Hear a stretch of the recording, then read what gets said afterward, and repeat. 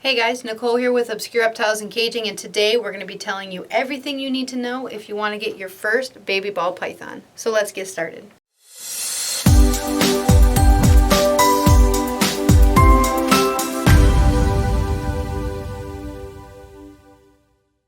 Hey guys, so today we're going to be covering everything if you are interested in your first baby ball python.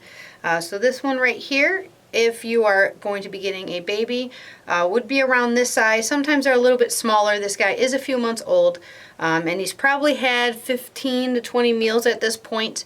Normally they have 5 to 8 minimum before they're ready to go. This one is actually one that we have available. He is a banana Mojave pastel female maker. If you don't know what any of those are, that's okay. We do a whole bunch of videos with different genetics, explaining all that stuff. That's pretty much all we're not going to cover in this video is genetics. We've got whole playlists of them.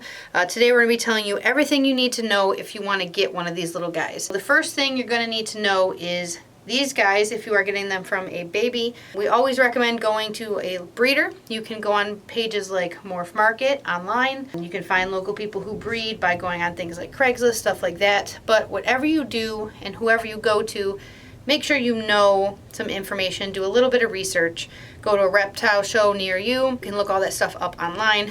Try to stay away from pet stores if possible.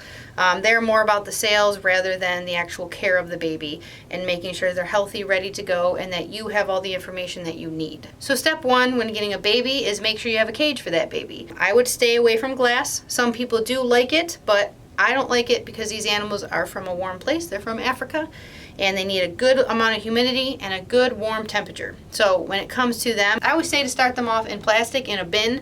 You can use a PVC enclosure, something like these behind me. These are actually for Ackie monitors. That's how we've got them set up. But you can do something larger, but not for a baby.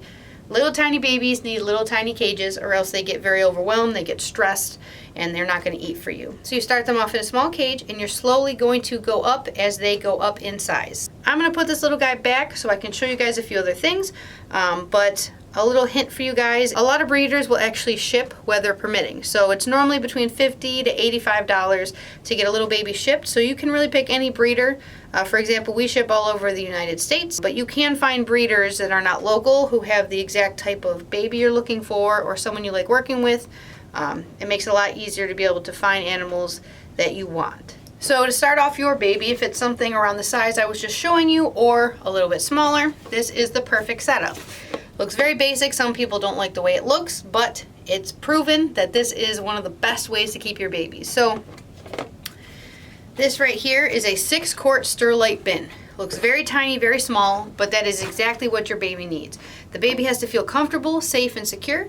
That's why we include a nice little blackout hide like this. And on the other side, we not only have a water dish, but it's big enough for the baby to get inside to fully soak, and it's got this nice little lip around it so the baby can actually hide underneath it. So the baby can be on their warm side or their cold side and completely hidden, which makes it perfect for them. One little tip of advice, I put the holes in the top for airflow. If you're not putting them in a rack, you're just, for example, keeping them like this on their heating element, get some of these binder clips and clip them right to the side. So the weak spot on these bins is right here. So a baby could theoretically push their way out, especially if they're very curious babies. You put a clip on each side here. You can even put one on each side here. It doesn't hurt. That way your baby cannot escape. But this is a 6-quart bin. I would keep the baby I just showed you guys until it got a little bit more size. Then I would upgrade to a 12-quart bin, which is approximately twice the size of this. So the way it goes, we've got videos to show you guys all the racks, what size, for what age. It goes completely in depth. Pretty much everything we're going to tell you today, we've got specific videos for all of it. So if you guys have more questions about, certain things like what size bins, what size cages, size food, all that, I'm going to touch on it all briefly so you guys have the knowledge to be able to get your first baby. But to go in more depth, you have more questions. We do have videos on literally everything that go, much more in depth. So the size we would say is 6-quart for babies. Next size 12-quart, 28, 41. You can upgrade. This is only like $1.50. The next size up's maybe $3 or $4, and the bins are only, let's say, $15 at most. You have to be able to upgrade from this tiny bin all the way up to something around a 41 quart bin minimum for a baby ball python. From 1 to 5 years old, you're going to be getting a different bin almost every year to year and a half. You can, again, switch to a very nice large enclosure once they are adults and they are eating well for you, but you have to make sure they have multiple hides. Again, these are Ackies, but you can see the one female on top, but you can't tell how many are in that cage. If I told you there were 3 Ackies right there, you wouldn't believe me, you only see 1. That means that enclosure is set up properly. Same concept for ball pythons. You should have multiple hides so you don't see that animal at all. If it's a very large enclosure, you want to do something PVC, you want to do a heat panel, heat mat, heat lamp, anything like that, that's fine as long as it's a proper humidity, proper temperature, and so many large hides that you don't see that animal. But if you're the average person, you only have 1 or 2 babies, and you want something like this, totally fine also. Here's a great example of some PVC enclosures we built, and those are just a few of the setups that people have showed me pictures, how they set up for their animals, which are awesome. There are many different ways to heat your baby ball python, but you do need something, because these guys do not produce their own heat. They are cold-blooded animals, which means you have to give them heat in order for them to eat, in order for them to thrive. When it comes to heat, we have an entire video on should you use this or should you use a heat lamp. The short version is get something like this or using heat tape. We've got, again, whole videos on heat tape. But the issue with getting a bulb is you can only run them 12 hours on, 12 hours off. So the animal has time to sleep and have their night period. It's been proven red bulbs are not good for their sleeping pattern. So if you have a bulb, you still normally need one of these at night unless you have your house at a minimum of 78 degrees at all times, which most of us don't. So if you get a heating mat, heating tape, it's a lot easier. Make sure you use a Reptile thermostat. So you can see it right there in the corner. That is a Reptile thermostat. That's one of the ones that we have in this room. That is running that rack right there. So what it is a regular thermostat with a little probe. You put it on the heat mat, heat tape, whatever you're using, and it will control the temperature. I've tracked these things for a week, and it fluctuated from 80 something, it was like 83, 84, all the way up to 120 degrees. That can burn your baby snake. They can give them a whole bunch of issues and problems. You just want to get something very simple like this. These are like 20, 30 bucks. Get a good thermostat. It's going to last you a very, very long time, and that way you know you control the temperature of that heating mat or whatever way you are heating that animal. And then because you want to periodically check your hot and cold side. Hot side should be anywhere from 89 to 92. It's pretty specific, but that is what they require. The cold side of the enclosure should be around 78. The way to check that is you can get little temperature gauges, or you get something like this. You shine it at anything you want, and it tells you the actual temperature of anything that you have shined it to. These are wonderful to have to be able to check your animal's cage periodically, their hot side, their cold side. Maybe they've missed a few meals and you want to check and you go, oh wow, something happened and my hot spot is too cold. My cold side's too hot, something like that. Because normally temperature is the first reason why your baby is not thriving. So these are great to have. They're like $20 on Amazon. I use heat tape, but I always have these as backups in case I need them for any reason. But these are must-haves when it comes to getting a baby ball python. One of the reasons why we don't like to use glass enclosures, glass tanks, anything like that, not only is it cold, but they also are very hard to control humidity. These guys should have anywhere between 50 and 60% humidity at all times. Then on top of that, when they're going into shed, going into blue, they need even higher humidity. The only real difference between males and females are their size. So males definitely stay smaller and females can get a heck of a lot larger. There's always exceptions to the rules, but generally males stay on the smaller side and they're not as food aggressive. Females tend to like food a little bit more, which can mean they can be more aggressive. I'm also going to show you guys a few different ball pythons and their sizes. So make sure you keep that into consideration when you decide to buy a cute little baby. If you have a very small apartment and you don't want anything bigger than a very small cage, make sure you're leaning towards a male. If you want a female, you're going to want nothing smaller than a 41 quart bin. That's the absolute smallest. Males sometimes can get away with 28 quart bins, but once they're, 6, 7, 8 years old, you're probably going to need a 41 quart bin as well. Something that most people don't mention in these videos is ball pythons can live to 40 years old. These are a long-term commitment animal. This is not something to get your kid and then it's going to die in a few years and it's fine. If you're buying this for your kid's going to be taking this to college or you're going to be taking care of it. They can live 40 years, they can live a lot longer, but 30 to 40 years is totally common. So make sure you realize this is a very long commitment animal. They can be very easy if their basic requirements are met properly. Like you saw in the little setup, we had paper towels on the bottom, but you can also get other types of bedding. This right here is called GAPS bedding. So when you put this in a little bit of water, I've got a whole video showing you guys how to prepare this. It's very small and tiny, but it actually ends up, the container I just showed you, 2 of them can fit in this huge bin right here.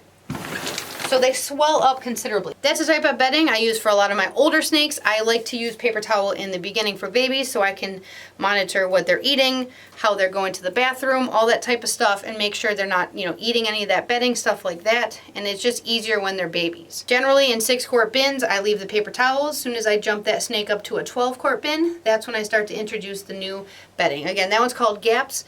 That's a coconut husk, coconut fiber bedding. You can use a whole bunch of different types. I don't normally recommend Aspen. It's really good, except if you miss them going to the bathroom somewhere, it can mold pretty quickly.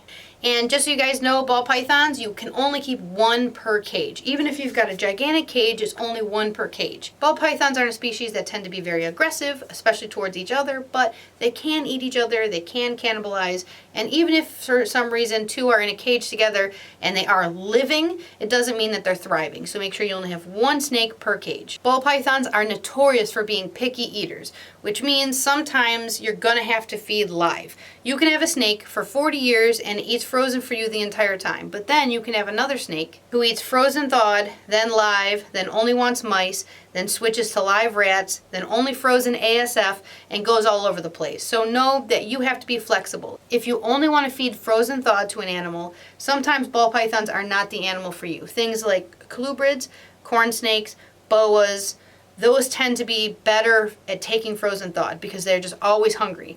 Ball pythons are known to be picky, so know that you might have to change what you're doing throughout their lifetime.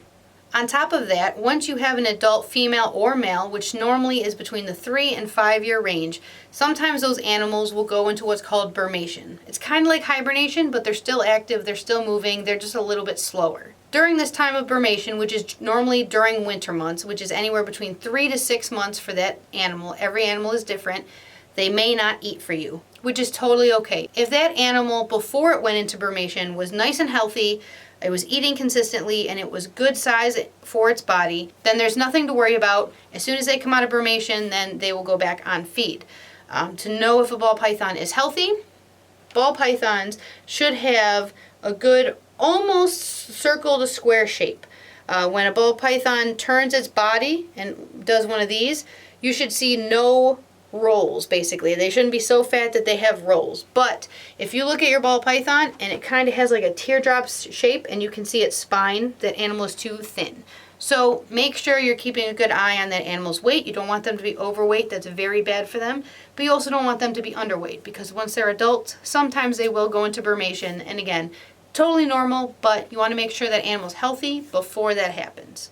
You want to make sure your animal is happy and healthy, which means sometimes you have to leave it alone a little bit. If you have a ball python and you're taking it out a couple days a week and it's not really eating for you, maybe try not holding it until it's eating consistently. If that ball python is stressed and it's overstimulated, you're holding it all the time, and it's not doing well, it's not feeding well, that might mean you have to take a few steps back, try not to hold it, and just get it focused on eating. But there are some ball pythons that you can pick up every day and it doesn't matter. That snake is still eating, it's still thriving, it's still doing well. Every animal's different, but it's hard to realize sometimes that you have to not overhandle that animal. These are reptiles, they are wild animals, ball pythons especially. They can be very picky when it comes to food, so that's your main goal. Make sure your animal is eating consistently every week for you, and make sure that your meals are proper sized. A ball python should be eating the same size around as its body. So if your baby ball python is this big around, that's how big around your meal should be. Going to, for example, pet stores, sometimes they'll call a large rat, something that's this big. But then another pet store, it might be this big. So make sure you actually look at the rodent that you're purchasing, whether it's live, frozen, mice, rat, ASF, anything like that. Just make sure it's about the same size around as the fattest part of your ball python. And remember, as your snake grows, so do the meal size. I've had a lot of people message me and have questions about that. They have a full-grown adult that should be their body should be this big around, but it's very small because they just kept, let's say, using small mice, and they never changed. As your snake grows, so do the meal size. All right, guys, to give you an example, this right here, this is Hazel. I want to show you guys her length. She probably won't get too much longer, but she could get a lot heavier. So she's right around 3,400 grams, but she can get quite a bit larger. So this right here is a female. I don't have any males anywhere near this size. They're the same age, but nowhere near as big. But keep in mind, if you are getting a ball python, they can be a pretty large snake. They're nothing crazy huge, but they are going to get pretty large. This right here is about 1.5 years old ball python. This is one that we produced.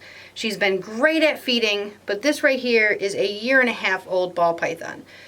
For cage wise, just for reference, she would be right around a 28 quart. The big female we showed you before, she was in a 41 quart. Here we have a Orange Dream Hypo Enchi girl, and she is in a 12 quart bin. Alright guys, that's it for this video. I hope I answered all the questions, and if you do have more questions, you can put them in the comments below. If you haven't already, please subscribe. We do new videos every Wednesday, and I'll see you guys on Wednesday.